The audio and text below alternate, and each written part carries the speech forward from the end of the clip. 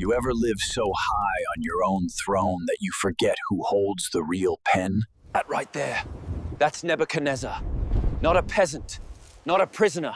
That's Babylon's crown on all fours. You ever try to warn a king that heaven doesn't play games, and then end up watching that same king chew a dandelion like it's filet? He came to me with a dream. A massive tree fed the world, reached the skies. Birds nested. I told him, you are the tree. God gave you everything, kingdom, strength, glory. And before the words cooled in the air, heaven split open. Voice thundered, your kingdom is gone, your sanity removed. You think your title, your talent, your influence protects you? No empire matters if your heart is far from God. He's been like this for months. Hair like eagle feathers, sleeps in dirt, eats leaves, doesn't recognize his own reflection. I was his interpreter. Now I'm his witness.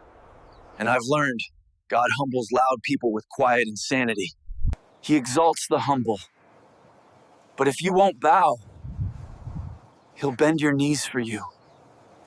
So if you're winning right now, if life feels golden, don't forget who gave it. Because God exalts the humble and humbles the proud.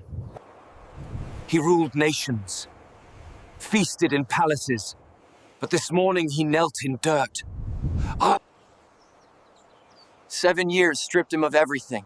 Title, glory, crown. But God left him one thing, the chance to be humble. He looked up, really looked. Not at his buildings, not at himself. He looked for God.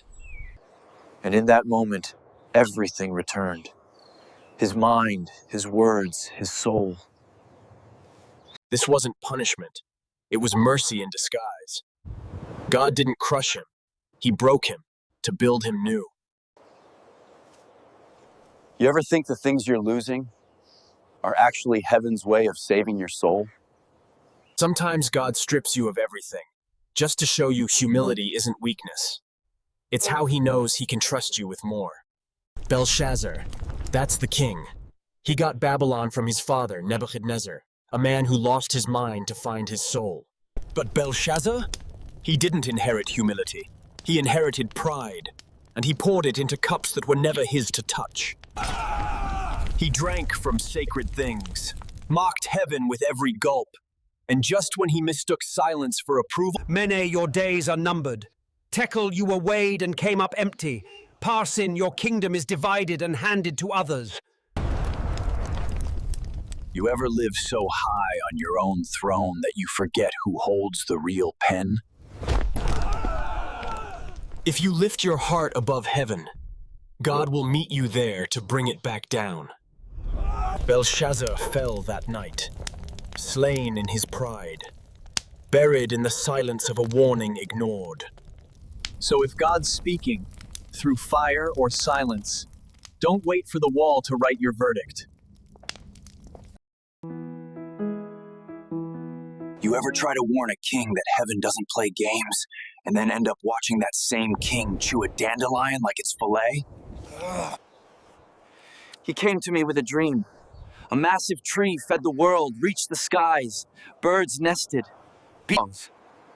He dreamt of a massive tree fed the world, reached the skies. Birds nested. Beasts rested. You think your title, your talent, your influence protects you? No empire matters if your heart is far from God. He ruled nations, feasted in palaces. But this morning, he knelt in dirt. 7 years took everything: title, glory, crown. But Belshazzar, he didn't inherit humility. He inherited pride. And he poured it into cups that were never his to touch.